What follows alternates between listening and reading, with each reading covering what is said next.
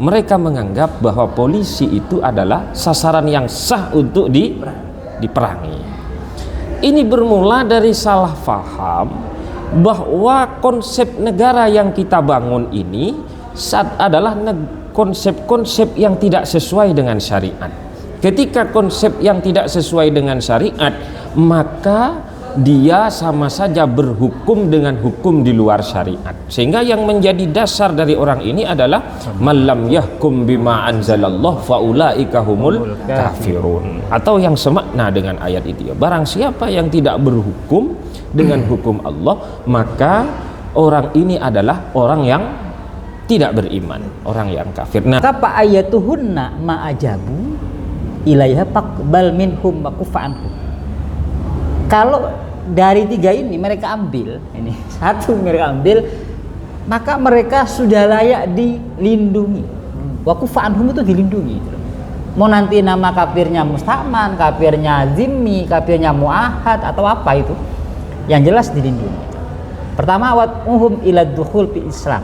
Nah ini, ajak mereka masuk Islam. Ada beberapa ayat yang di sana ditafsiri dengan kemauan mereka sendiri. Contoh, fa'idzan syalakhal ashhurul hurum faqtulul musyrikina haitsu wajadtumuhum. Ketika bulan-bulan Muharram itu sudah menyingsing, ya, maka perangilah ya orang-orang musyrik dimanapun kamu temui. Memang negara kita sudah damai, tidak ada perang, gitu. Kita kembalikan jihad itu dalam bentuk yang tujuannya adalah meninggikan agama Allah. I'la'i kalimatillah wa himayatid din. Tidak ada yang mengancam agama kita, agama Islam tidak ada yang mengancam agama Islam. Orang muslim di Indonesia, utamanya di dunia, tidak ada yang dilarang untuk kemudian menjalankan syariat-syariatnya. Artinya poin ini sudah penting. Artinya tinggal jihad hari ini pemaknaannya adalah kita tinggal melestarikan ajaran-ajaran ini, diteruskan itu kita ajaran ini untuk kemudian diantaranya adalah mengembangkan hak-hak bertetangganya. Orang-orang yang di sana itu mengaku paling Islam kemudian membunuh orang yang tidak seakidah, bahkan yang seakidah tapi tidak sepergerakan dengan mereka. Justru ketika dikaji di dalam bidang yang dia jadikan sandaran, baik di tafsir, di fikih, di hadis, ternyata seperti yang telah kita bahas 1 jam tadi, justru di sana menampakkan kebodohannya sendiri, menampakkan kesalahannya sendiri, karena Islam adalah rahmat bagi seluruh alam, baik itu benda mati ataupun makhluk hidup sekalipun. Demikian. Bismillahirrahmanirrahim. Assalamualaikum warahmatullahi wabarakatuh. Waalaikumsalam warahmatullahi wabarakatuh. Alhamdulillahirabbil alamin. Wassalatu wassalamu ala asyrofil anbiya'i wal mursalin sayyidina Muhammadin wa ala alihi wa sahbihi ajma'in. Alhamdulillah, puji syukur kita panjatkan kehadirat Allah Subhanahu wa taala. Karena pada kesempatan yang mulia ini kita akan menyelenggarakan satu kegiatan yang sangat luar biasa, yaitu podcast atau ngaji bareng Kiai seri pertama, yang insya Allah pada kesempatan kali ini akan membahas tentang satu tema menarik, yaitu tentang jihad dalam perspektif Islam. Salawat serta salam marilah kita haturkan pada junjungan alam Nabi besar Muhammad sallallahu alaihi wasallam, para sahabat, keluarganya,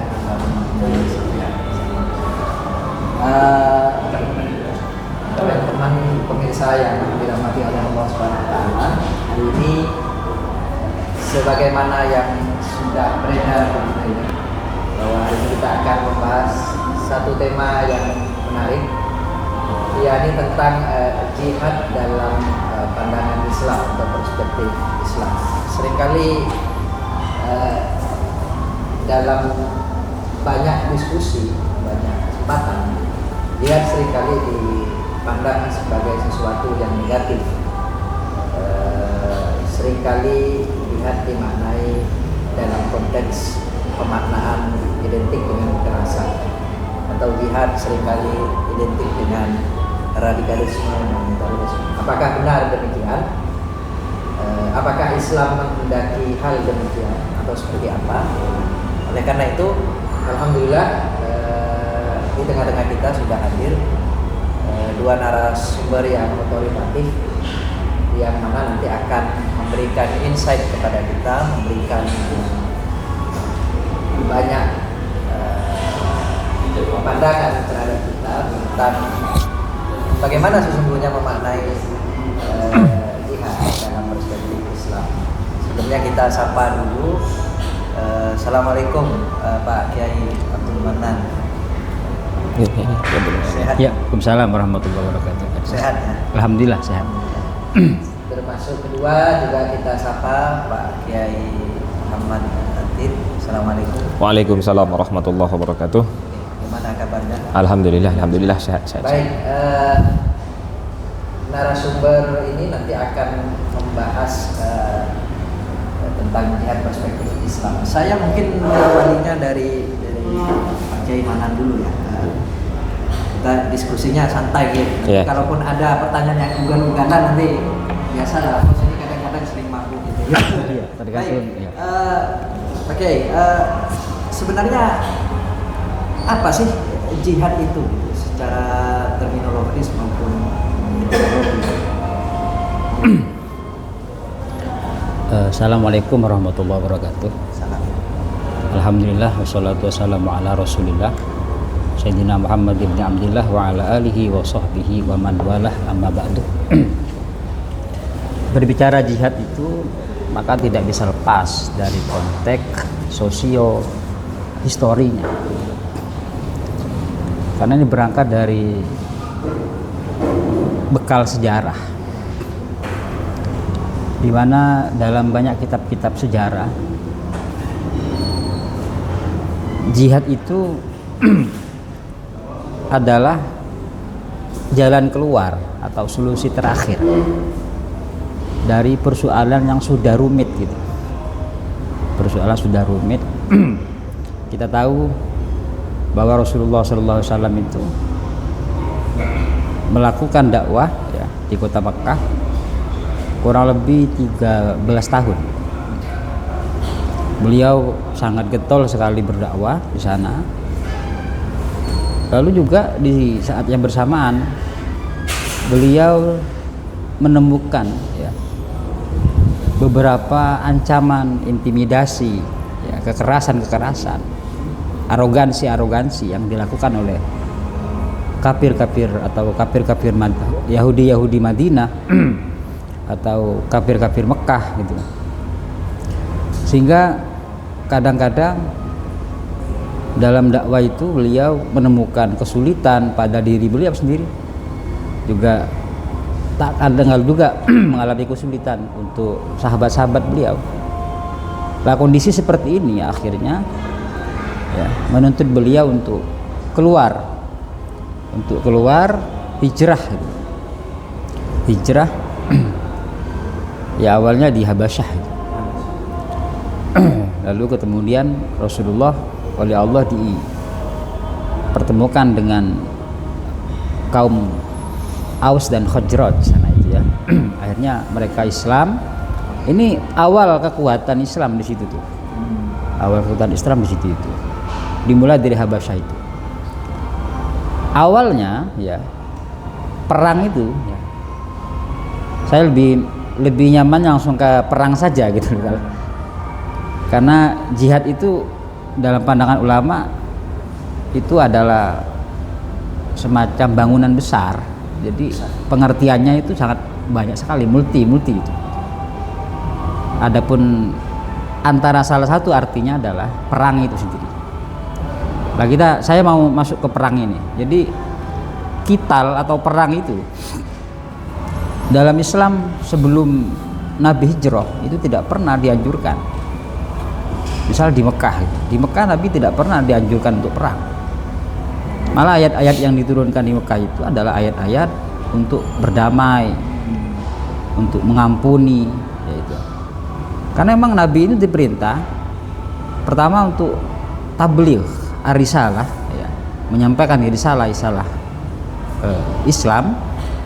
Lalu juga ada inzar, sebatas inzar, semacam memberi ketegasan. Ya. Lalu akhirnya kayak ini hanya ini yang Nabi perintahkan di Mekah itu sebelum hijrah. Kemudian juga ketika dihantam arogansi oleh musyrik di Mekah itu, Nabi malah dianjurkan untuk bersabar. As-sabru ala adal Quraisy, jadi harus bersabar. Ini bertahan sampai Nabi kemudian datang wahyu untuk hijrah tadi. Lah baru mulai ayat perang itu ya. Ayat perang itu mulai di kota Madinah gitu kan. Di kota Madinah. Jadi ayat-ayat damai itu diturunkan di kota Mekah sebelum hijrah, sedangkan ayat-ayat perang itu bermula di kota Madinah. Nah, itu yang paling penting. Kemudian kita lihat di Al-Hajj itu, Al-Hajj Allah berfirman begini, diizinkan udhina lilladzina yuqataluna bi annahum zulimu. Jadi diizinkan orang-orang yang diperangi itu ya, bahwa mereka adalah orang yang terdolimi. Lalu kemudian berikutnya itu alladzina ukhriju min diyarihim bighairi haq. Mereka adalah orang-orang yang dipaksa keluar dari buminya, itu kan, dari tanah kelahirannya tanpa ada hak. Tanpa ada hak. Artinya tidak ada masalah yang sangat benar itu. Nah ini akhirnya kecuali hatta illa ayyakulu rabbunallah. Ila ini awal ulama mufassir mengatakan ini awal ayat kital atau ayat saif ya. Ayat kital yang bermula di kota Madinah itu. Yang bermula di kota Madinah. Itu pun ada etape-etapenya. Gitu. Ada kondisi ya. Makanya saya lebih nyaman menyebutnya itu ayat kondisional gitu. Ya. Jadi ada ayat di mana Nabi dianjurkan atau diizinkan untuk memerangi gitu ya. Diizinkan untuk memerangi, tapi ada ayat lain nanti Nabi bahkan diizinkan untuk diwajibkan untuk berperang. Sisi lain ada ayat untuk dianjurkan untuk berdamai, ini kan.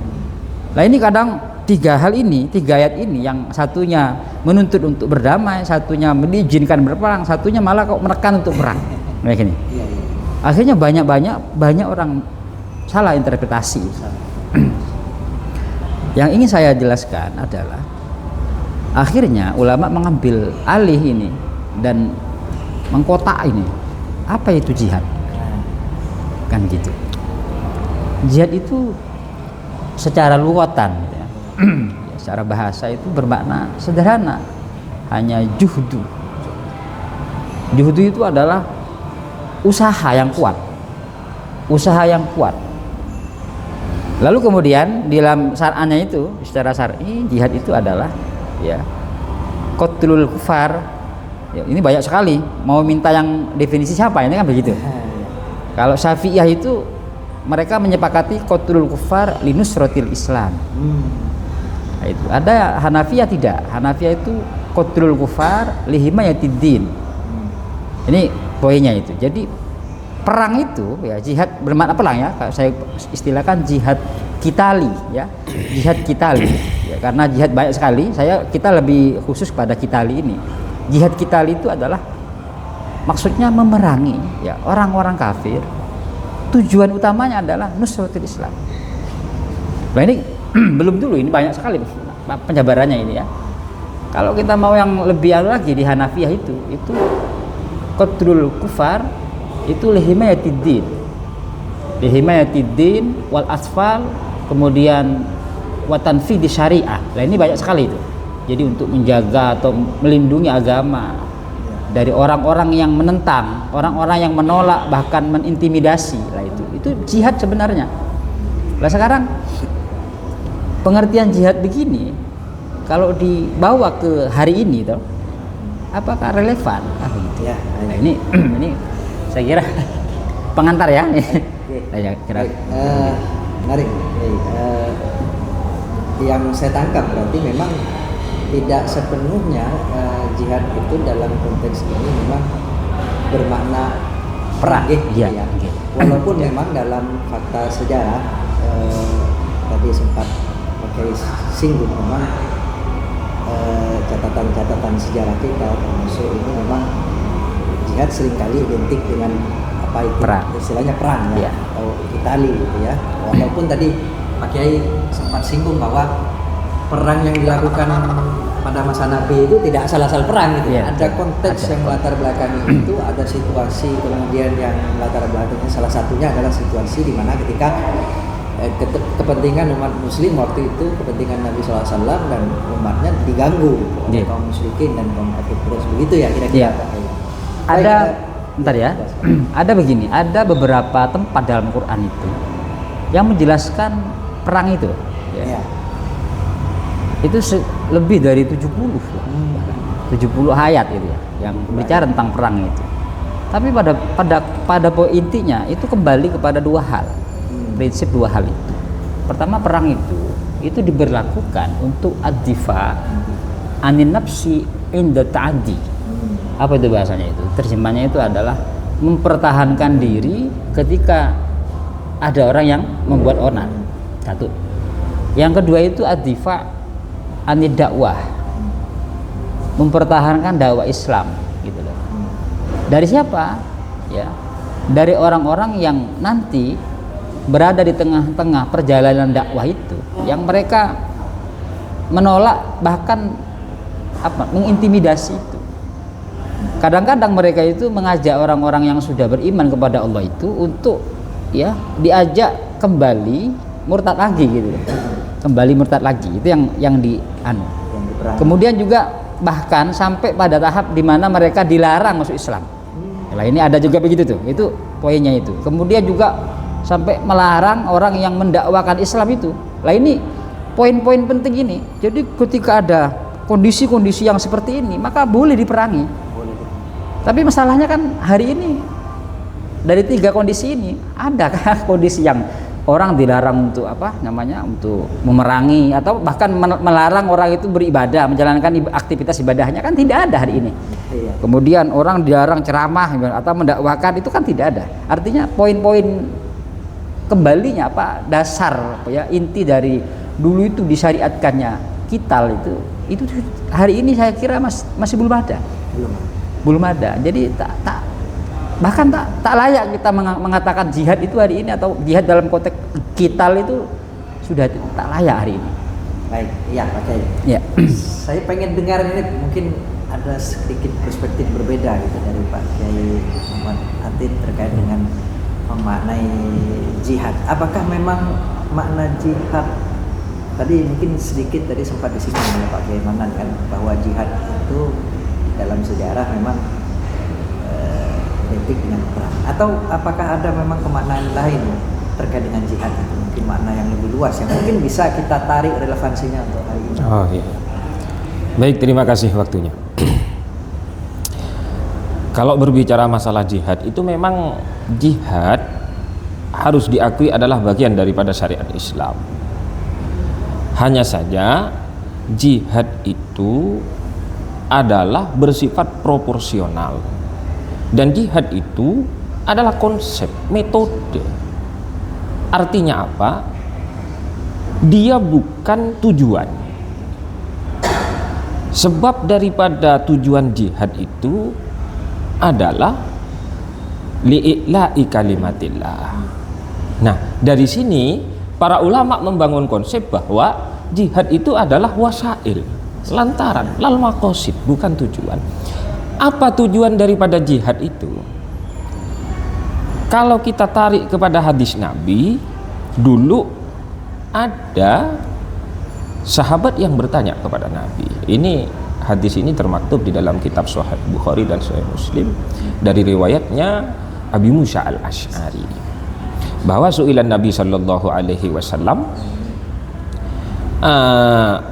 su'ilan Nabi sallallahu alaihi wasallam an rajulin yuqatilu suja'atan wa yuqatilu hamiyatan wa yuqatilu riya'an ayyudzalik fi sabilillah. Ada seorang yang bertanya kepada Nabi, wahai Nabi, siapakah di antara 3 orang itu, yakni orang yang berperang dalam keadaan sangat berani, orang yang berperang dalam keadaan semangat, orang yang berperang dalam keadaan riya, ingin dilihat oleh teman-teman di sekitarnya.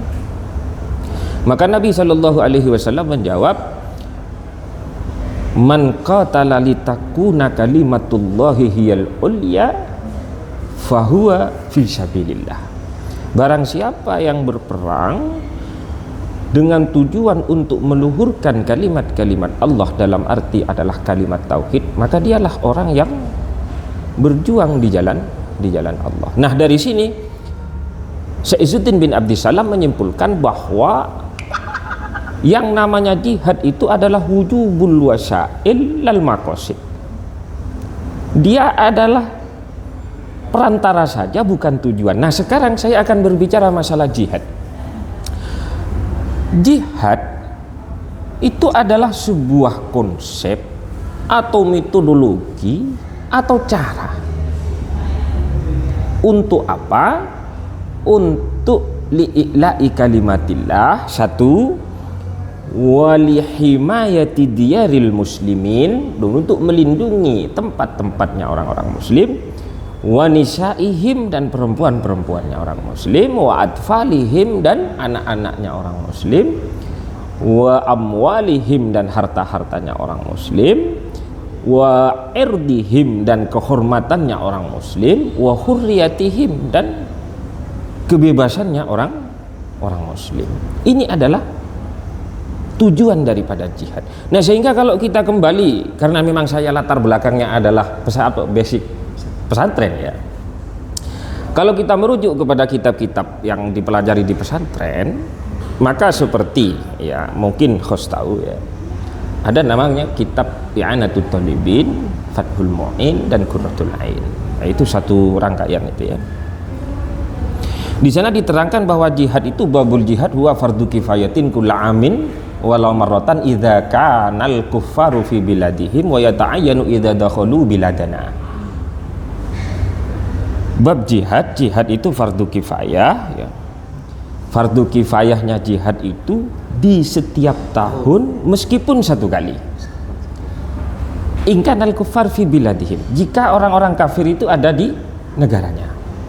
Akan tetapi ketika orang musuh itu sudah masuk ke negara kita, maka kewajiban jihad itu sudah naik level menjadi fardu ain. Contoh itu pernah diterapkan oleh bangsa kita 10 November. Nah, terus wa furuduha kasiratun. Sementara kewajiban-kewajiban jihad itu banyak. Nah, di sini baru dijelaskan di sana kaqiyamin bihujajin diniyatin. Seperti menegakkan hujah-hujah keagamaan. Nah, satu poin ini ya. Maksudnya kita bermain argumentasi untuk membuktikan bahwa Islam itu adalah agama yang membawa rahmat. Itu satu. Wa ulumin syar'iyatin, dan menegakkan ilmu-ilmu syariat, menggalakkan diskusi ilmiah. Kemudian wa amrin bima'rufin, dan menegakkan amar ma'ruf nahi mungkar. Diterangkan kepada umat kalau ini salah dan ini benar. Kemudian wa daf'i dararin ma'sumin walau kana dhimmiyan, dan melindungi hak-hak orang yang ada di bawah kekuasaannya orang Islam, meskipun orang ini adalah kafir ya. Akan tetapi dia berdamai dengan kita. Wa tahammuli syahadatin. Nah, dari sini saya membaca bahwa jihad itu adalah rumah besar yang tidak bisa dimaknai hanya perang saja. Memang kita akui jihad itu ketika dimaknai perang adalah bagian daripada jihad. Tapi jihad bukan cuma perang saja. Di antaranya adalah seperti tadi adu argumentasi. Terus agenda kita hari ini. Agenda kita ini ya. Terus kemudian diskusi ilmiah. Kemudian melindungi orang-orang yang di sana itu sudah ada di bawah kekuasaan kita. Walaupun orang ini tidak seakidah dengan kita. Karena prinsip daripada jihad itu adalah untuk melindungi setiap apapun yang menjadi hak kita. Secara dasar begitu. Nah, dari sini baru kita bangun pemahaman bahwa kalau jihad itu sangat luas maknanya. Memang kita akui perang adalah bagian daripada jihad, hanya saja ada aturan mainnya seperti yang diterangkan oleh Bapak Manan tadi, ya. Nah, dari sini saya ingin menegaskan begini, bahwasannya jihad kalaulah dimaknai dengan perang, ya, maka tidak ada di dalam sejarah bahwa perang yang dalam konteks jihad itu untuk memaksa orang mengakui keyakinan supaya seragam dengan kita, tidak. Sehingga dikatakan oleh Dr. Wahbah Zuhaili itu annal jihad fil Islam, ya, laisa li ikrahin nas fil iman. Jihad di dalam Islam itu tidak berarti untuk memaksa orang lain dalam urusan keimanan, karena ini akan bertabrakan dengan beberapa ayat yang di sana menyatakan bahwa urusan keyakinan itu adalah sesuatu yang sangat dihormati dan dihargai kalaulah harus berbeda. Kita hanya punya kewajiban untuk tabligh. Hanya saja nanti kalau kita tabligh kemudian dimusuhi dan diancam, nah disinilah kita baru akan memberlakukan dua konsep di dalam fikih itu. Apakah tepatnya kita itu adalah kalau diperangi, ya berarti kita akan difa, melindungi, defensif. Nah, kalau kita masuk ke negara orang lain dalam rangka untuk dakwah li'ila'i kalimatillah, kan ini kan bebas saja ya, mempromosikan dagangan kan begitu ibaratnya. Kok kita diancam di sana, ditodong dengan senjata, maka di sini berlakulah al-qitalul hujumi istilahnya. Nah, qital di dalam fikih dibagi dua, ada qitalul difa'i, ada qitalul hujumi. Qitalul hujumi itu maksudnya adalah memang kita open masuk ke negara orang itu dalam rangka dakwah. Kalau nanti hukamnya bahasa fikih itu adalah penguasa-penguasanya itu mengancam kita dengan menodongkan senjata, nah jangankan kita, hewan saja kalau terancam dia akan merespon ancaman itu dengan respon yang akurat, terukur mestinya begitu. Nah, di sini kita ketahui bersama bahwa jihad itu adalah rumah besar untuk dakwah. Maksudnya jihad adalah cara dan metode, apapun cara yang kita pakai untuk tujuan li'ila'i kalimatillah, maka itu jihad. Begitu simpelnya. Terima kasih Pak Kiai. Jadi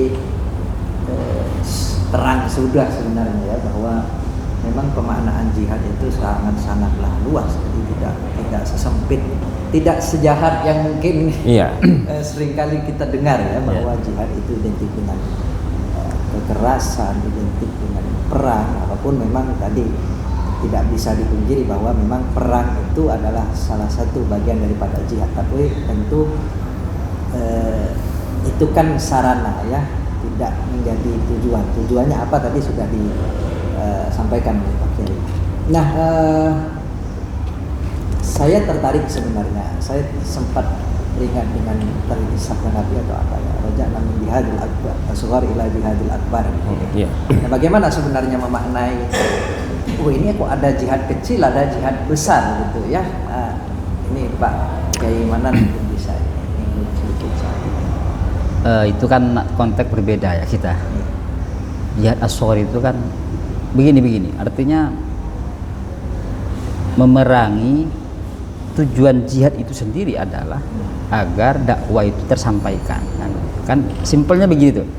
Jadi jihad dari banyak literatur yang kami baca itu, ternyata saya mau menarik benang merahnya itu. Apa itu jihad?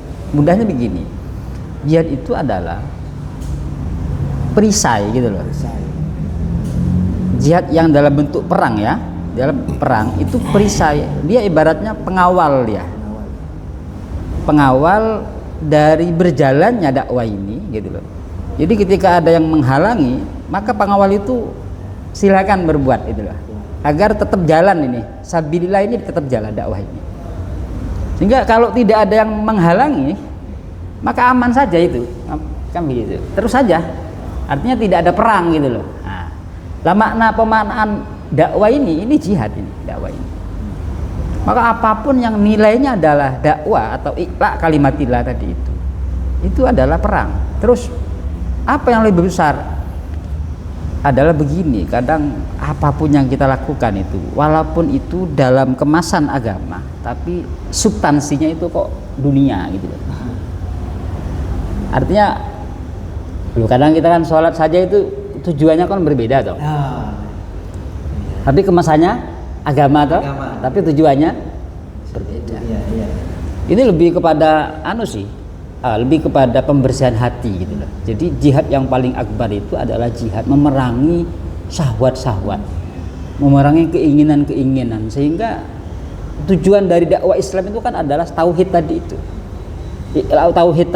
Jadi tidak akan tauhid kalau tidak ada pembersihan syahwat tadi itu. Makanya memerangi syahwat ini dulu, ini yang paling penting ini. Sehingga kalaupun nanti menjadi mujahid itu, mujahid yang sudah lepas dari syahwat gitu. Jadi perangnya bukan untuk diri sendiri, memang betul-betul agama yang jadi pondasi besarnya gitu loh. Jadi bukan. Lah sehingga ya orang itu kan enggak gini. Punya masalah dengan siapapun itu kalau dia melibatkan dirinya, misalnya dia kayak saya ini kan disuruh dipaksa untuk memerangi orang gitu loh. Tapi tujuan saya bukan itu, tapi organisasi. Ini kan berarti bukan ini beda lagi ceritanya itu. Nah, kalau saya tujuannya memang agama gitu loh. Agama yang memang dasar saya itu akan mulia itu. Masalahnya kan susah itu. Susah. Jadi pada konsep jihad sendiri itu saja meski dilepaskan dari hawa nafsu.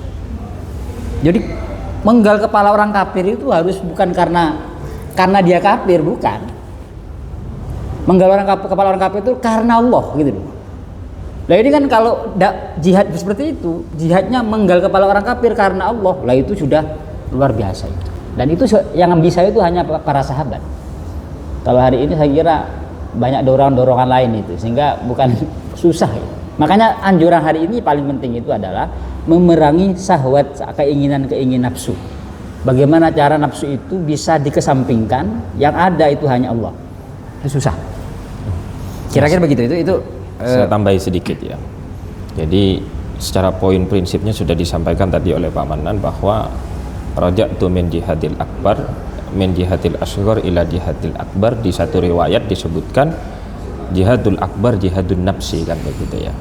Artinya begini, kalau jihad yang di sana itu berbentuk tindakan, baik itu adalah tindakan iqamatul hujjah, adu argumentasi, kemudian menggalakkan diskusi ilmiah dengan lawan kita, itu kan berperiode, artinya ada waktunya.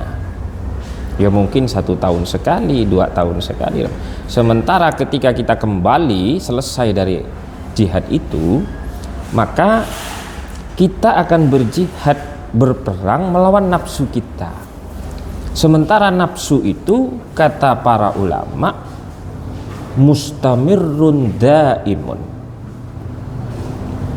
dia terus menerus ada pada kita, itu tidak ada waktunya. Kalau kita itu bermusuhan dengan siapa, menentukan waktu di mana kita tempat akan bertemu dan akan adu argumentasi atau bahkan adu fisik atau bahkan adu senjata, itu mungkin 1-2 kali selesai. Tapi kalau di sana jihadun nafsi itu tidak, itu sampai kita mati. Kita akan tetap berperang terus melawan hawa nafsu kita. Nah ini yang disebut oleh Nabi, yang dimaknai oleh para muhaddis bahwa yang dimaksud jihadul akbar itu adalah jihad nafsu, karena dia mustamirrun daimun ilang kita ilhaya. Dia selalu ada dan terus menerus sampai akhir hayat. Tidak ada jihad perang dengan nafsu itu hanya di waktu pagi, nanti siangnya kita sudah rehat, tidak, itu terus menerus. Dan inilah yang akan menjadi penentu apakah kita akan menjadi orang yang selamat di akhirat, dunia dan akhirat atau tidak. Nafsu ini, bayangkan ketika kita perang saja dengan lawan kita, di sana yang menentukan, meskipun perang ini dibungkus dengan perang sabil ya, perang li'ila'i kalimatillah, maka itu tidak menjamin orang ini serta merta dia akan menjadi moja, Pak. Umpama dia semisal terbunuh ya, di dalam beberapa riwayat dia langsung dinyatakan sebagai orang yang syahid ukhrawi. Akan tetapi banyak dulu di sebagian orang yang oleh Nabi meskipun berperang sangat hebat melawan musuh-musuh yang mengancam Nabi, tapi faktanya orang ini dikatakan ini orang yang tidak dalam keadaan syahid ukhrawi, kata Nabi. Apa alasannya? Ternyata ketika ditelusuri, orang ini niatnya tidak baik. Dia berperang hanya malu kepada kaumnya. Dia berperang hanya ingin mendapatkan harta jarahan. Nah, di sini nafsu sangat berperan. Maka tidak ada hentinya kita perang dengan nafsu itu. Sehingga ini yang disebut Nabi dengan jihadul akbar. Karena perang ini tidak akan ada hentinya sampai kita akhir hayat, maka disebut jihad akbar. Sementara jihad asghar itu berperiode. Kalau memang ada saja musuh yang mengancam, kalau enggak ya kita udah begitu. Nah, disinilah yang disebut dengan raja'tu min jihadil akbar ila jihad, min jihadil asghar ila jihadil akbar. Kurang lebih begitu kira-kira. Lagian gini mas, perang dorongan nafsu dengan perang karena Allah itu dampaknya berbeda. Dari sekian banyak perang Nabi yang Nabi lakukan itu 74 ya kalau nggak salah itu kan ya, itu nanti namanya Ghazawat dengan Saroya gitu. Tapi yang jelas Nabi itu perwakilan ya, kalau Saroya itu Nabi perwakilan. Yang Ghazawat Nabi itu hanya dari 27 Ghazawat itu Nabi datang sendiri itu 8 gitu loh. Tapi Nabi tidak pernah bunuh orang. Nabi tidak pernah bunuh orang. Ya, paling itu riwayat yang mengatakan Nabi pernah membunuh orang itu di perang Uhud. Perang Uhud, Ubay bin Khalaf itu yang terbunuh itu hanya riwayatnya masih bisa kita temukan, ada khilaf itu. Artinya perang Nabi itu saja yang jelas-jelas itu untuk ikhla kalimatillah itu tidak mengorbankan orang gitu. Tak sampai ada korban yang Nabi lakukan itu. Dan dampaknya ternyata banyak toh yang mereka kemudian ditawan jadi budak, kemudian tidak menyisakan dendam toh. Malah justru tertarik. Nah, ini nih yang penting ini. Itu kalau perangnya dorongannya Allah. Beda kalau dorongannya itu nafsu gitu loh. Beda nih. Atau kepentingan-kepentingan. Lah, saya nggak bicara Jawa. Pokoknya nafsu itu ya kepentingan-kepentingan organisasi atau apa itu. Beda itu caranya itu. Maka dampaknya akan berbeda itu. Jadi jangan samakan. Makanya Nabi pentingkan itu jihad akbarnya itu. Nafsumu itu dulu perangi, baru kamu berjihad itu. Itu pun setelah ada tahapan-tahapan yang sudah dikemas oleh para ulama-ulama itu. Nah, itu kira-kira mas sementara itu Mas. Nah terakhir saya tertarik dengan tadi mungkin tadi sempat di awal disinggung bagaimana kemudian fikih klasik kita seringkali membahas jihad tadi fardu kifayah dan sebagainya. Ini kan memang konteksnya memang lebih banyak kepada konteks perang ya, dalam artian perang dan harus tahun sekali dan sebagainya. Bagaimana kemudian merelevankan teks-teks fikih klasik itu, karena ini kan dibaca ini di pondok-pondok pesantren dalam konteks hari ini, dalam situasi negara demokrasi, kemudian dalam situasi yang ya kita tentu tantangan yang dihadapi kita hari ini kan berbeda dengan tantangan yang dihadapi oleh zaman peradaban klasik kita dulu. Situasi kita kan berbeda ya. Ini bagaimana sebenarnya mengkontekstualisasikan teks-teks fikih kita dengan kondisi hari ini? Ya, jadi terima kasih. Kalau dikatakan jihad itu sebagai kewajiban bagi orang Islam, iya betul. Karena kalau dikatakan sebagai fardu kifayah itu memang ada dasarnya. Dari sebagian ayat Al-Quran yang menyebutkan kutiba alaikumul qitalu wa huwa kurhul lakum. Telah diwajibkan kepada kalian untuk berperang ya. Meskipun perang itu adalah sesuatu yang tidak disukai oleh kalian. Nah ini kalau kita baca ayat ini, sebenarnya didikan Nabi kepada sahabat dan para umatnya itu jangan melakukan kekerasan fisik. Karena sesuatu yang bersifat kekerasan fisik kurhul lakum. Tapi kenapa diperintah? Mesti ada sebabnya. Sebabnya apa? Karena kita diancam. fisik kita diancam. Nah, berangkat dari sini bahwa jihad yang kita adopsi dari dogma itu sebenarnya kalau dimaknai perang sesuatu yang tidak disukai. Umat Nabi Muhammad didoktrin untuk jangan berperang karena sesuatu yang sifatnya adu fisik itu sangat menyakitkan dan tidak disukai. Akan tetapi kenapa dalam konteks ini kok diperintah? Tentu ada alasannya. Alasannya apa? Begini, alasannya karena Nabi diperangi berkali-kali, Nabi diserang berkali-kali, Nabi dimusuhi berkali-kali, sehingga ayat-ayat yang di sana menjadi rujukan daripada sebagian orang yang di sana itu melegalkan dirinya untuk mengalirkan darah dari orang lain. Ini adalah ayat-ayat yang diistilahkan dengan ayatul qital. Ada yang menyebut ayatul syef, ayat pedang dan lain sebagainya. Nah, sebenarnya ulama sudah memberikan rumusan. Apa rumusnya itu ya? Terbagi ke dalam 3 bagian. Ayat yang diturunkan di Makkah, ayat yang diturunkan di Madinah, ada ayat yang diturunkan setelah adanya Fathu Makkah. Waktu Nabi Shallallahu Alaihi Wasallam ada di Makkah, seperti yang disinggung oleh Pak Manan tadi, ayat-ayat yang diturunkan kepada Nabi untuk menyikapi musuh-musuhnya itu adalah ayat-ayat damai, ayat-ayat jangan melawan, jangan melawan, sabar saja. Ketika Nabi di sana itu punya kekuatan penuh setelah hijrah di Madinah, maka Nabi diberi izin untuk difa, untuk defensif, untuk bertahan diri. Kalau kamu diserang, bolehlah kamu menghadapi serangan itu.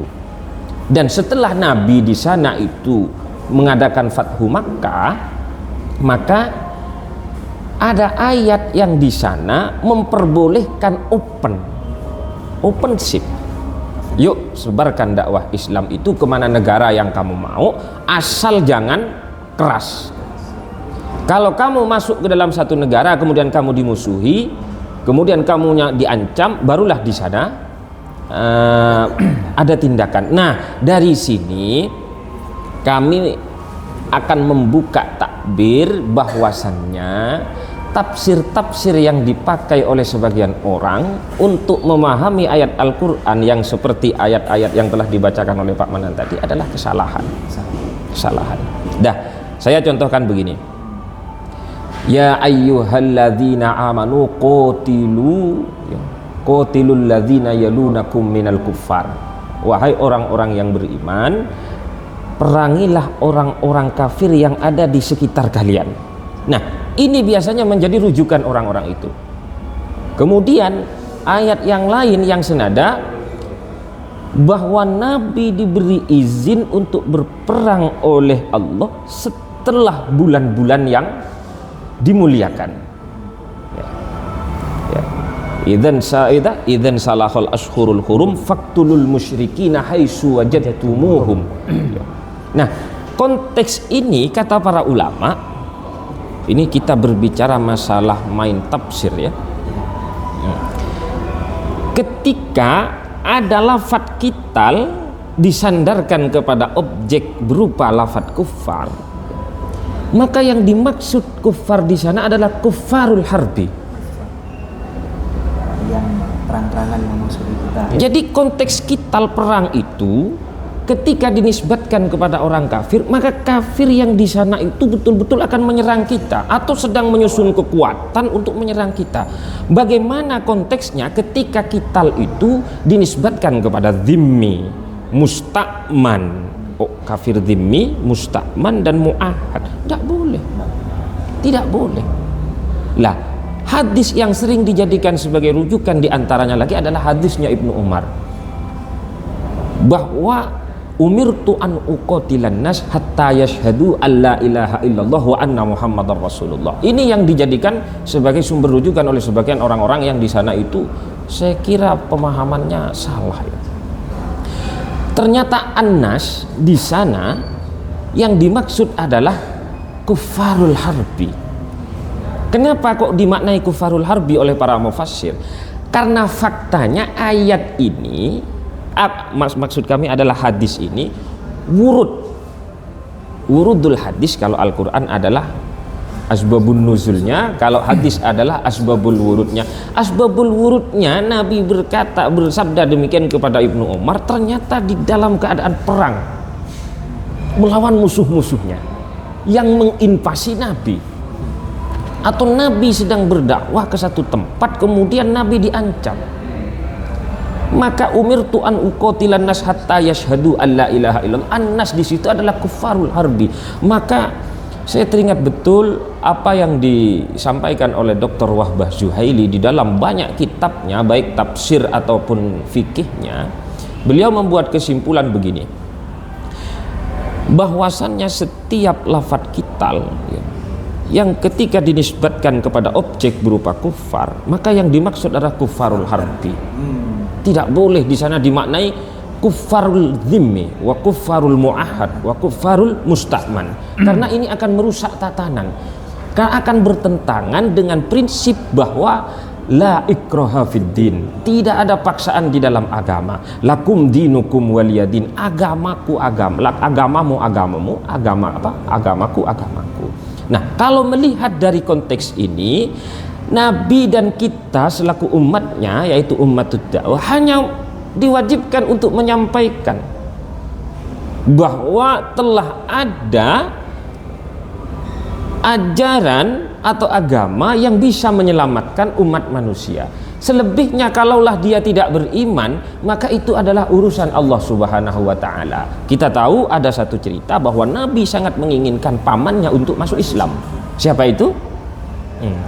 Bahwa ketika Nabi memaksakan diri meminta kepada Allah, lalu Allah menegur, innaka la tahdi man ahbabta walakinnallaha yahdi may yasha. Sesungguhnya kamu tidak punya otoritas untuk memberikan hidayah, termasuk memaksa kepada siapapun yang kamu senangi, yang kamu cintai untuk beriman.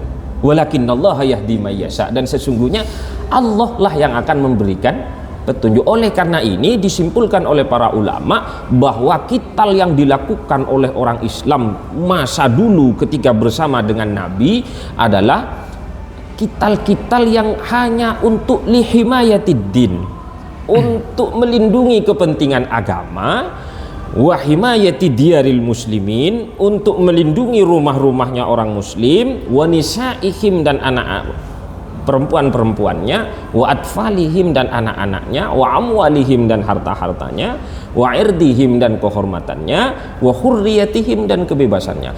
Problemnya sekarang begini, host.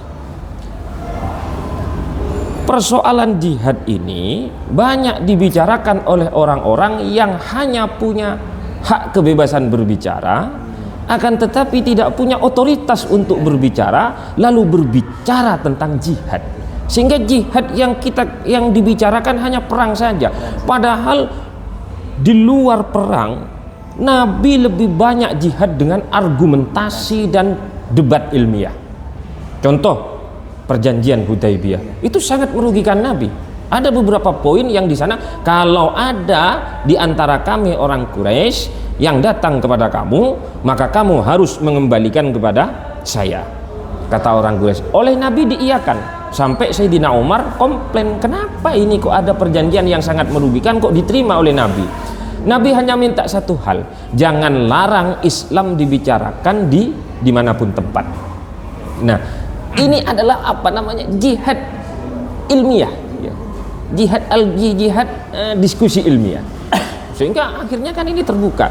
Maka dari itu kami menyatakan dari tadi, jihad itu adalah rumah besar yang di sana, di dalam rumah besar itu banyak macam alat atau metode atau cara atau turuk, di dalam bahasa kami, bahasa pesantren, jalan untuk menuju tercapainya li'ila'i kalimatillah. Nah, kalaulah jihad itu dimaknai perang, maka juga tidak salah dalam konteks yang juga harus dibicarakan dan terukur oleh orang yang sudah paham. Contoh, kita punya sejarah 10 November. Kenapa kok disebut resolusi jihad? Nah, karena resolusi jihad itu adalah solusi dari sekian solusi kebuntuan. Waktu Nietzsche datang ke Surabaya ingin menguasai Indonesia, tidak ada jalan lagi. Kompromi sudah, perundingan sudah, perdebatan sudah, tidak menghasilkan apa-apa. Akhirnya solusi yang ada tidak bisa menangani itu, timbullah resolusi jihad, solusi di atas solusi yang diterbitkan oleh Kiai Haji Hasyim Asy'ari. Orangnya jelas, ilmunya jelas, dan diamini oleh pemerintah yang sah. Maka terjadilah resolusi jihad yang menggunakan opsi terakhir, opsi darurat, yaitu opsi perang di dalam kitab-kitab kami begitu. Nah, demikian mungkin dari saya. Gini. Apa mungkin ruang perang itu masih terbuka? Ini kaitannya dengan fardhu kifayah tadi. Dalam konteks Ya, apa mungkin? Nah, hari ini apa masih mungkin kita menerapkan itu? Begini, hukum itu kan dibangun di atas dasar alasan. Seada alasan maka ada hukumnya gitu.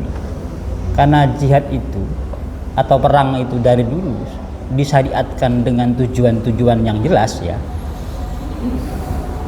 Kalau memang sebabnya ada, sebab itu ada, sebagaimana awalnya, maka masih mungkin. Ya, hanya kan pertanyaannya kita harus tahu dulu sebabnya apa. Ini boro-boro di sini ngajak jihad itu sebabnya apa? Sebabnya apa? Tidak ada sebabnya. Islam sudah mendominasi toh dunia atau apalagi di Indonesia. Islam mendominasi, kekuatan perang di sini kuat juga. Itu bahkan yang ke-13 toh dari semua negara Indonesia yang nomor 13. Artinya ada pendapat ulama yang mengatakan menjaga perbatasan dengan penuh, dengan kekuatan penuh tentaranya, itu kan 4 jutaan itu tentaranya itu di sini.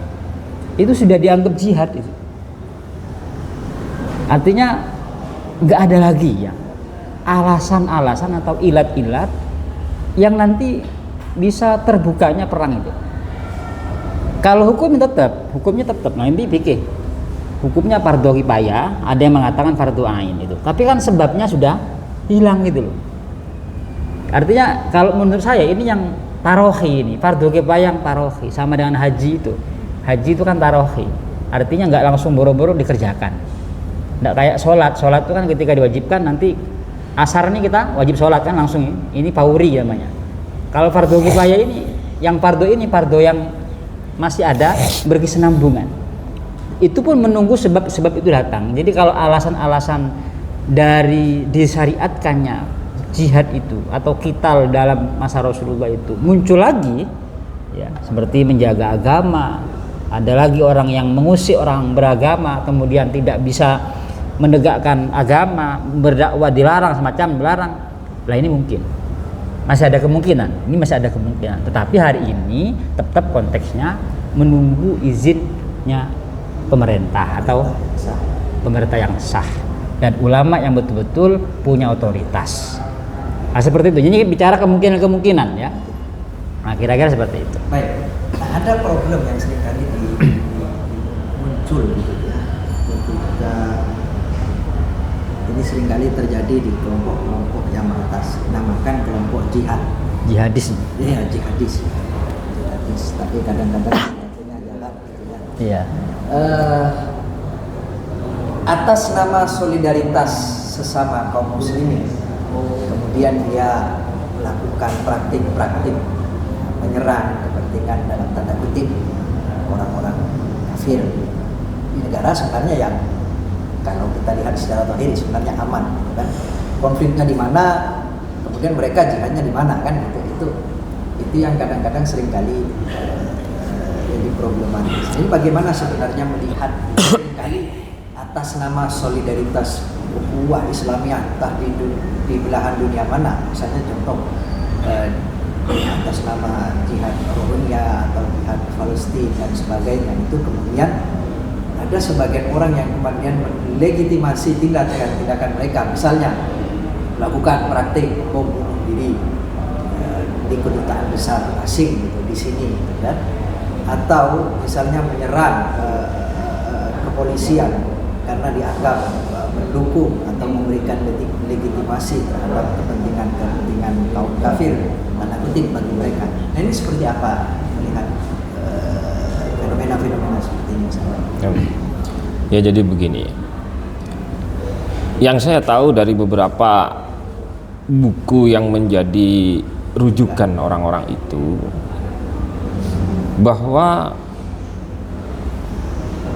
ada beberapa ayat yang di sana ditafsiri dengan kemauan mereka sendiri.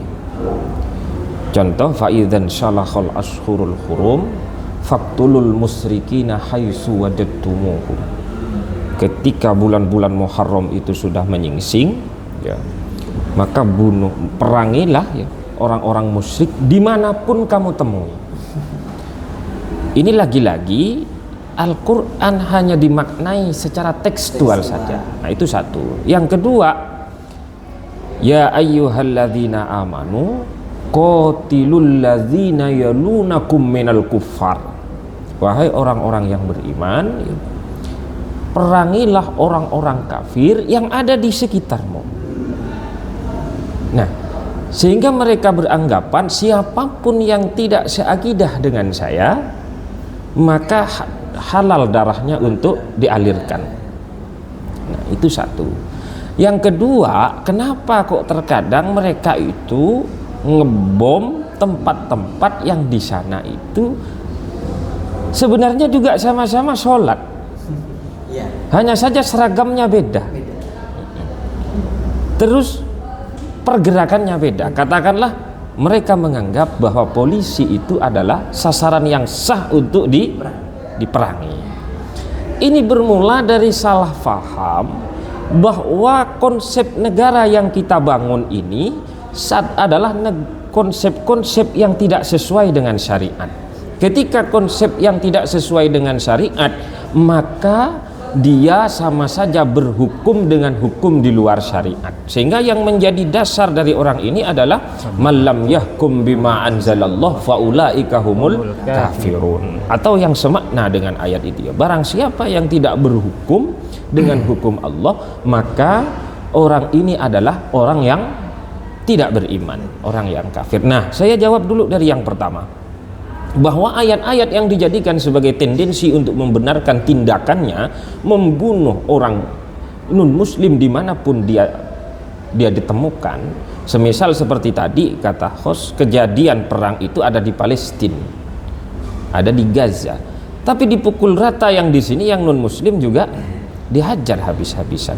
Nah, ini yang menjadi dasar daripada mereka, sehingga para ulama mengatakan ada dua kemungkinan teori di sana ya, kesalahan daripada orang ini. Satu, dia mengabaikan teks-teks ayat lain, padahal para mufassir sudah mengakui bahwa ada satu ayat yang kadang pemaknaannya harus melibatkan ayat lain, sehingga dikenal dalam teori tafsir itu adalah Al-Qur'anu yufassiru ba'duhu ba'dan. Ada teori munsya. Nah, nanti munsyanya mungkin bisa dijabarkan oleh Kiai Manan. Nah, teori yufassiru ba'duhu ba'dan ini kalau dipaksakan ayat Qital ini dipaknai dengan makna letterlet lafadznya, tekstualnya atau zahirnya, maka dia akan bertentangan dengan ayat-ayat damai. Sehingga mungkinkah di dalam Al-Quran itu ada tanakut, pertentangan? Maka ini dikatakan oleh para mufassir tidak mungkin, karena setiap ayat yang masih dalam satu pembahasan itu ada saling melengkapi. Tidak mungkin ayat Al-Quran itu rancau, karena itu firman Tuhan. Kalaulah kita nanti hanya fokus kepada ayat Qital, maka kita akan mengabaikan ayat damai. Mengabaikan ayat damai, nah, tanpa ada pertimbangan, maka di sini jelas mengabaikan sebagian daripada teks Al-Quran. Sehingga ini kerancauan yang ada di sini. Sehingga kata para ulama, yang betul memaknai ayat itu adalah dengan mengatakan bahwa ketika di sana ada ungkapan lafadz al-qital, ya, qatilul ladzina yalunakum minal kuffar, ya, maka qital yang dimaksud di sana adalah dua kemungkinan. Pertama al-qitalud difa'i, yang kedua al-qitalul hujumi. Perang defensif, pertahanan, mempertahankan diri dari serangan. Yang kedua adalah perang offensif, karena memang kita diserang di negara orang lain ketika berdakwah. Nah, terus yang selanjutnya, sehingga ini tidak tabrakan, tidak kontradiksi dengan ayat-ayat damai. Ayat-ayat damai mengatakan kan bebas beragama apapun, ya, asal tidak mengganggu, kan begitu. Nah, kalau mengganggu barulah di sini diberlakukan qital oleh ayat qital itu, sehingga tidak terjadi nasikh mansuh di sini. Pemahaman mereka itu terletak pada nasikh mansuh. Kata mereka, sebagian yang saya baca dari buku-buku panduannya, bahwa ayat qital itu bisa berdiri sendiri tanpa melibatkan ayat yang lain. Nah, ini rancaunya pemikiran ini. Kalau demikian berarti kita kembalikan ke hukum fikihnya. Kalau sengaja mendisfungsikan sebagian daripada ayat Al-Quran, maka kita tahu konsekuensinya bagaimana. Kita ingkar kepada satu huruf saja di dalam Al-Quran, kita nyatakan apa? Kan kufur, begitu. Kalau dia tidak sengaja mendisfungsikan sebagian daripada ayat-ayat Al-Quran yang lain selain ayat qital itu, maka tentu ini adalah kebodohan yang harus segera ditaubati. Nah, itu satu, ya. Yang selanjutnya, kenapa kok mereka menghalalkan, ya, polisi, TNI dan lain sebagainya, padahal sama-sama takbir? Karena mereka menganggap bahwa faham negara kita itu, faham demokrasi, Pancasila, UUD dan NKRI itu adalah paham-paham tauhid, kan begitu. Nah, ini saya sikapi saat ini. Justru, ya, saya jawab bahwa sejak zaman Nabi tidak ada perintah yang jelas untuk membentuk satu negara yang di sana bentukan negara itu sesuai syariat Islam. Yang ada negaranya apapun asal tidak melanggar aturan-aturan di dalam Islam. Nah, sehingga karena mereka berhujjah dengan ini, mereka menyalahkan itu, menganggap bahwa mereka adalah antek-antek tauhid yang halal untuk didarahkan. Saya cerita sedikit begini. Dulu waktu Sayyidina Ali dikafirkan oleh kaum Khawarij, problemnya sedikit. Kaum Khawarij menganggap ketika Sayyidina Ali mau berunding dengan kekuatan daripada pihak sahabat Muawiyah, maka Sayyidina Ali terlebih dahulu musyawarah dengan para sahabatnya, dengan para pembesar daripada khalifahnya, kan. Sayyidina Ali mengesampingkan pikirannya, mengesampingkan pendapatnya untuk terus melawan pemberontak yang Sayyidina Ali anggap pemberontak itu, ya, pemberontak kekuasaan dari Muawiyah. Tapi Sayyidina Ali akhirnya menerima respon daripada sahabat-sahabatnya yang lain bahwa Muawiyah hanya berijtihad, sehingga damai adalah jalan terbaik. Hasil daripada musyawarahnya Sayyidina Ali dengan kawan-kawannya ini akhirnya disepakati oleh Sayyidina Ali. Maka orang-orang Khawarij ini menombak Al-Quran dan diacungkan, kemudian berkata bahwa Sayyidina Ali tidak berhukum dengan hukum Allah, sehingga Sayyidina Ali juga halal darahnya, begitu pula Sayyidina Muawiyah. Akhirnya di sini Sayyidina Ali menjadi sasaran, Sayyidina Muawiyah juga menjadi sasaran. Problemnya sama, ya, karena ini berangkat daripada kesalahan dan kebodohan dalam meninterpretasikan daripada beberapa ayat Al-Quran, begitu. Mungkin ada tambahan dari Kiai Manan. Jadi ada sebuah hadis itu, jadi saya bacakan, ya, hadisnya itu. Dari Buraidah, karena Rasulullah SAW, ini tahapan-tahapan di mana kita, ini saya bicara situasi perang waktu itu, ya, situasi perang yang tidak ada istilah bumi Islam, bumi kafir, semua bumi kafir semua itu, ya, gitu. Lah ini kan perlu itu. Ternyata di situ ada 3 tahapan. Jadi Rasulullah begini. Idza ba'asa amiran ala jaisin aw sariyatin Nabi pesan, kalau Nabi itu ngirim utusan, panglima kamu perang ya. Tapi idalaki ta'aduan, nah ini ya, ini jelas-jelas ini. Kalau jenengan ketemu musuh, ini bahasanya aduan itu, bukan kafiron lagi. Idalaki ta'aduan minal musyrikin. Kalau kamu ketemu musuh dari kaum musyrik itu, fat'uhum ila ihda salasi khisalin, maka ajak ke salah satu 3 perkara ini. Ini sih saya mau kembali ke apa ya? Flashback lagi ya ke waktu itu di mana hadis ini turunkan itu. Hadis suruh. Artinya kondisi yang mencekam, kondisi perang, Nabi masih pesan begini nih.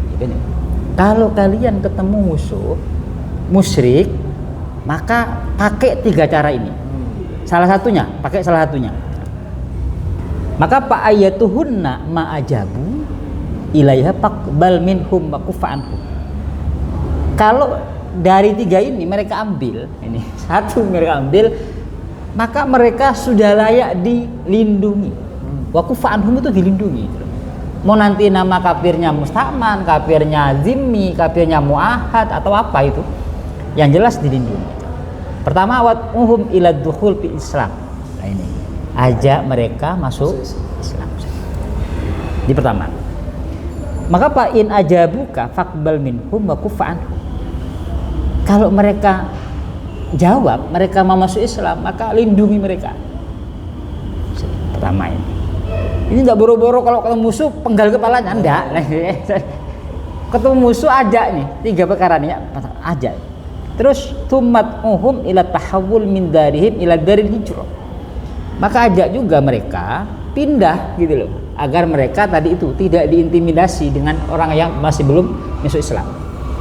Pindah ajak mereka, andai kata di sini pindah kemana gitu, biar bisa menjalankan gitu, karena memang tidak ada keamanan di situ kan, tidak ada jamin. Maka fa'in fa'alu, kalau mereka melakukan itu, maka fa'akhbirhum anna lahum malil muhajirin wa alaihim ma'alal muhajirin. Maka apa yang dimiliki mereka itu sama dengan miliknya muhajir, artinya dilindungi harta bendanya, dilindungi keluarganya. Ini yang dimi nih. Ini nanti ya kontennya. Terus fa in dakhalu fil Islam. Oh, kalau dia masuk Islam, tapi dia wa abau ayyatahawwalu ila daril hijrah, tapi mereka tidak mau pindah, ya kan? Maka katakan akhbirhum annahum ka'arabil mu'minin. Katakan mereka, kabari oleh ke mereka itu, mereka sama dengan orang-orang Arab yang muslim, yang mukmin. Maka oleh karena itu alladzi yajri alaihim hukmullahi ta'ala. Maka hukum Allah juga berlaku kepada mereka. Artinya darahnya dilindungi, semuanya dilindungi itu. Lah ini.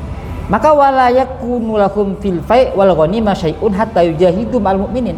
Maka kalau mau dapat harta fai', harta ghanimah, ikut perang. Kayak gitu. Terus fa in fa'alu, kalau mereka mau gitu, faqbal minhum wa kufa anhum. Lindungi. Wa in abau fat'uhum ila iqa'il jizyah. Nah ini, kalau mereka tidak mau, maka terapkan bayar pajak misalnya kan begitu tuh. Berarti jadi ahlul kitab tuh ini nanti.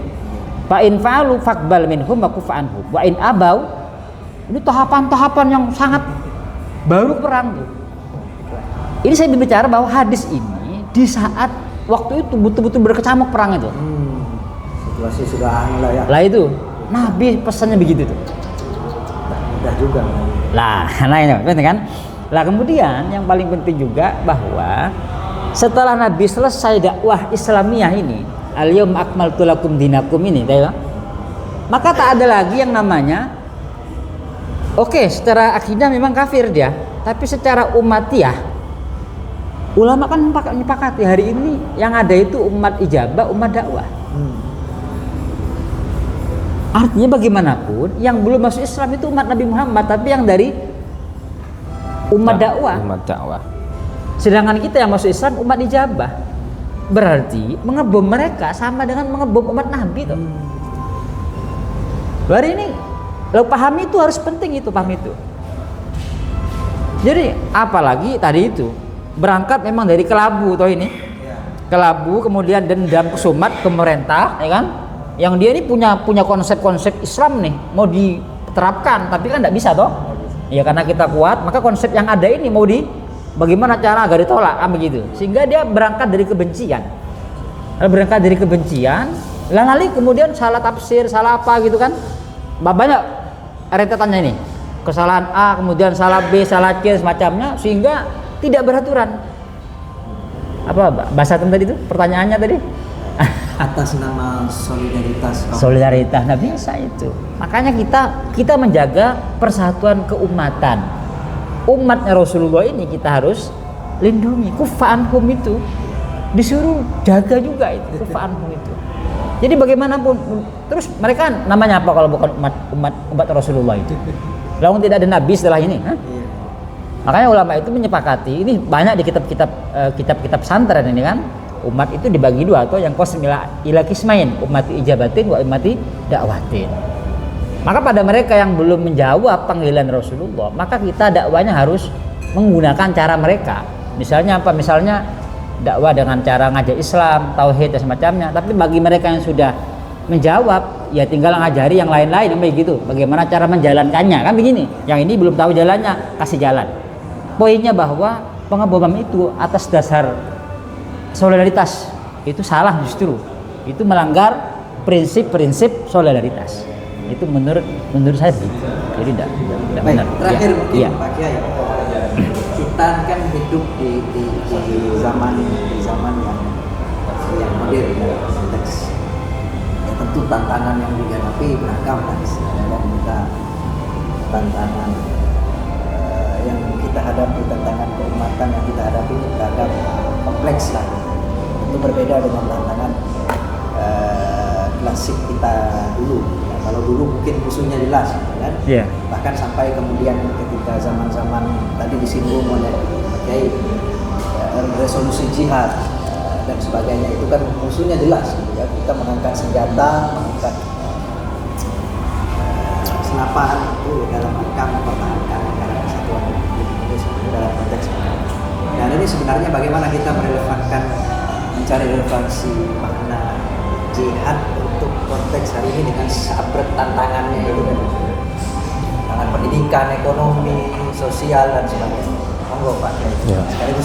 Sekaligus menutup ya. Bismillahirrahmanirrahim. Bagaimana untuk mengaplikasikan jihad di kehidupan nyata pada saat ini ya. Karena memang jihad itu adalah sebuah upaya pengorbanan, perjuangan sekuat tenaga untuk mencapai tujuan apapun yang kita inginkan. Maka dalam konteks ini kita memang harus memperjuangkan akidah kita untuk diri kita, untuk keluarga kita, dan untuk orang-orang di sekitar kita tanpa memaksakan. Itu satu. Dan bagi kawan-kawan dan orang-orang yang dimanapun di sana, semisal ada perbedaan keyakinan antara orang tua dengan anak, semisal ya, jangan khawatir tidak diakui oleh Islam dan khawatir tidak berislam. Karena faktanya Ubay bin Salul punya anak namanya Abdullah bin Ubay bin Salul. Ketika Abdullah bin Ubay bin Salul itu sudah Islam, Ubay bin Salul justru menjadi dedengkotnya orang munafik. Nah, karena Abdullah bin Ubay bin Salul ini malu, orang tuanya itu ternyata orang tua yang licik dan punya niat jahat kepada Nabi. Akhirnya Abdullah bin Ubay bin Salul ini memohon izin kepada Nabi untuk membunuh orang tuanya sendiri yang kafir plus munafik. Lalu oleh Nabi dilarang, jangan. Itu orang tuamu, kamu harus tetap berbuat baik dan harus tetap menghormati orang tuamu. Ini landasan kita untuk hidup berdampingan. Kalau memang di situ, karena memang negara kita ini negara beragam, kadang di dalam satu rumah keyakinannya berbeda-beda, inilah yang kita pakai sebagai landasan untuk berislam. Jangan takut tidak diakui Islam untuk menyebarkan rahmat Nabi. Yang kedua, kalau memang di sana itu kita harus hidup di bumi ya, karena memang kita ditakdir di negara Indonesia yang sangat beragam, maka juga jangan takut kita tidak diakui umat Nabi ketika menebarkan kasih sayang. Karena Nabi telah bersabda, irhamu man fil ardi yarhamukum man fis sama. Tebarkan kasih sayang kepada orang yang ada di bumi, maka niscaya kamu akan dikasih sayangi oleh makhluk-makhluk Allah yang ada di langit.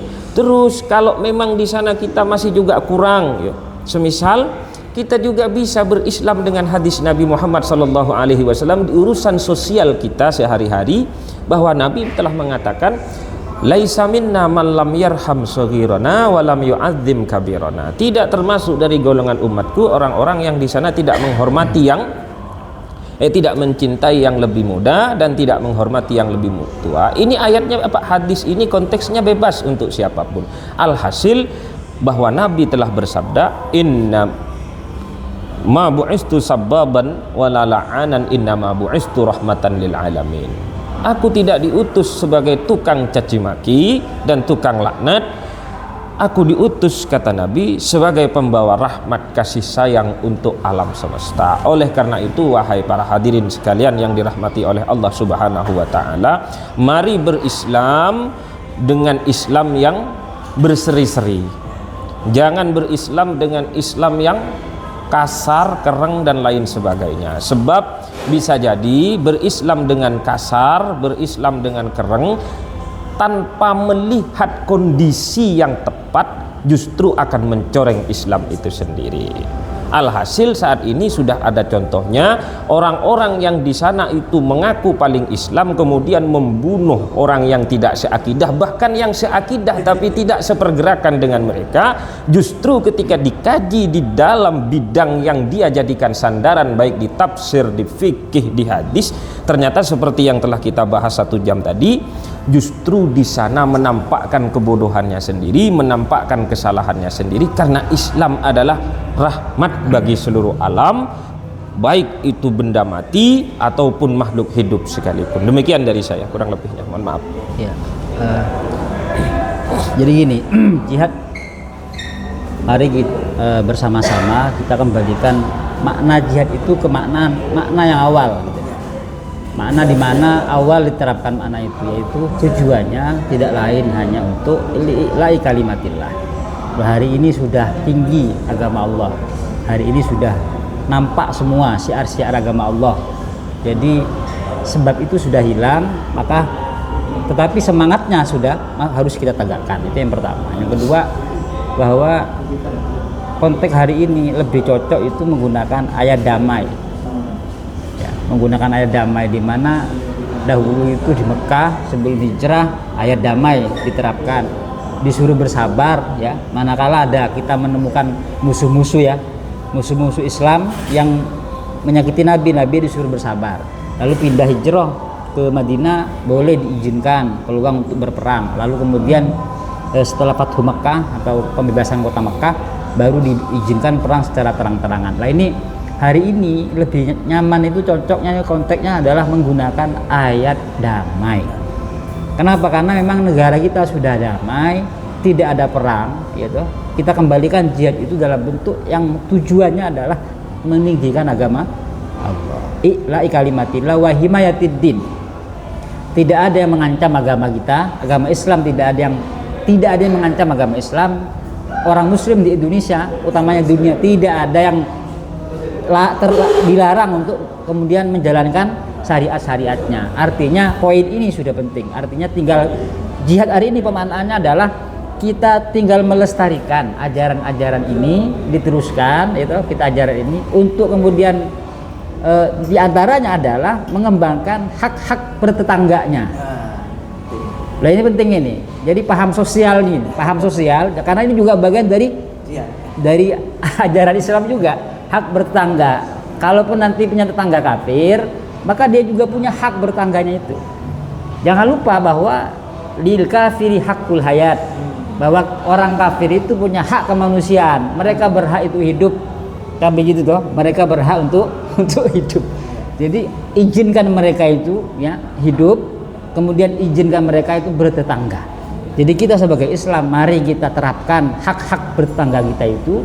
Jangan diintimidasi. Kalau memang begitu, jangan pernah mengintimidasi yang lain di lain agama kita dengan cara-cara mengemas ini jihad dengan tampilan agama, tapi beringas, tapi arogan dan semacamnya. Ini kita hindari, karena apapun kamu tafsiri itu, Quran yang manapun itu tetap ujung-ujungnya itu kembali kepada substansi dari nuzulul Quran itu, nuzul ayatnya itu adalah bukan itu yang tujuan, bukan perangnya, tapi tujuannya adalah tingginya syiar agama Islam. Itu yang paling penting. Jadi pesan saya terakhir itu adalah bahwa mari kita berislam, ya, Islam yang kafah, jangan separuh-separuh. Islam itu ya ambil yang kafah itu. Jadi pelajari literasi keislaman itu dari mulai A sampai Z. Jangan hanya caplok-caplok sehingga tidak salah menafsiri. Yang pertama, yang kedua, belajarlah kepada guru yang betul-betul kompeten, yang punya otoritatif dalam keagamaan ini. Jangan belajar kepada orang-orang yang belum jelas ya keguruannya, kesyaratnya. Sehingga kalau tidak jelas maka ilmunya yang diserap tidak jelas juga. Sehingga tadi itu keras, kaku, ya toh, mau berantem terus kan begitu kan? Maunya berantem. Lah ya ini. Jadi itu hindari ya. Saya menutupi, mudah-mudahan ini yang saya sampaikan dan Kiai Atib mudah-mudahan manfaat ya untuk saya pribadi ini kayaknya dan pada pemirsa sekalian ya. Baik, terima kasih. 1 jam lebih kita sudah berlalu. Banyak hal yang mungkin bisa kita simak. Bagaimana sesungguhnya pandangan Islam terhadap jihad. Ternyata jihad itu ya tidak selamanya bermakna perang ya, walaupun memang tadi disampaikan bahwa perang itu ya adalah bagian daripada jihad, tapi itu sebagian saja. Tapi makna jihad sesungguhnya itu luas, dan jihad itu sendiri adalah sarana yang tadi saya bisa ambil point of view bahwa jihad itu sarana, tujuannya apa ya? Menegakkan Allah, bagi kebaikan Allah, untuk menegakkan syiar-syiar agama Allah, syiar-syiar agama Islam. Itu salah satunya adalah menghadirkan Islam yang apa tadi, rahmatan lil alamin, Islam yang penuh kesantunan, Islam yang penuh keramahan. Ketika jihad kemudian dijadikan sarana untuk sebagaimana yang seringkali dilakukan oleh kelompok jihadis, itu malah justru menjadikan Islam agak sedikit buruk. Makanya kemudian perlu kita mengembalikan makna atau definisi jihad atau kemudian tindakan atas nama jihad kepada definisi atau pengertian yang sesungguhnya yang tadi disampaikan oleh dua kiai muda kita ini yang masya Allah. Dan mudah-mudahan nanti ini tidak menjadi obrolan pertama dan terakhir. Jadi kita insya Allah akan ada obrolan-obrolan selanjutnya. Tadi sudah disinggung bagaimana kemudian ada berbagai macam problem pemahaman terkait misalnya pemaknaan terhadap tauhid, pemaknaan terhadap darul kufur, darul harb dan sebagainya. Nah, isu-isu itu nanti insya Allah akan kita bahas pada pertemuan selanjutnya. Dan jangan lupa pemirsa yang tadi saya simak, tadi ada sekitaran belasan pemirsa yang menyimak kajian kita pada kesempatan kali ini. Dan kegiatan ini terselenggara atas kerjasama pengurus lembaga Mansur Masail, PWNU Kalimantan Barat dan Cyber Borneo Nusantara. Dan insya Allah kegiatan ini akan diselenggarakan secara rutin setiap bulan. Nanti silakan bagi teman-teman, sahabat-sahabat yang ingin menyimak bisa menyimak pada kanal Facebook kami CPN TV Official dan juga di-relay di kanal-kanal Facebook yang lain. Terima kasih Pak Kiai. Ya, sama-sama. Atid dan Pak Kiai Abdul Manan atas kebersamaan kita pada kesempatan kali ini. Mudah-mudahan apa yang disampaikan oleh beliau dapat bermanfaat. Amin. Saya selaku host mengucapkan mohon maaf yang sebesar-besarnya dalam acara ini apabila ada kekurangan dan kesalahan. Saya tutup. Assalamualaikum warahmatullahi wabarakatuh. Waalaikumsalam.